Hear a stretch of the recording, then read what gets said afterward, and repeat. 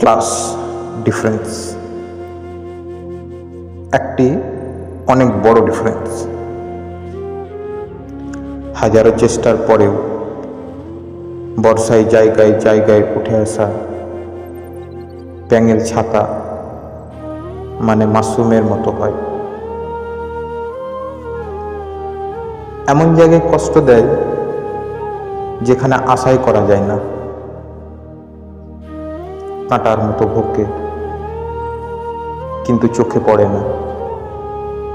অবলার মতো দুঃখ দেয় কিন্তু দেখা যায় না। জানি না, আমার মনে হয় জীবনের একটা বড় অংশ ধনী শ্রেণীর মানুষদেরকে এটা বিশ্বাস করাতেই কেটে যায়, মধ্যবিত্ত শ্রেণীর মানুষ হলে লোভী হয় না। জিনিসপত্র দেখলেই পাওয়ার চেষ্টা করা হয়, কিন্তু হিংসা নয়, কেড়ে নেওয়ার চেষ্টা নয়।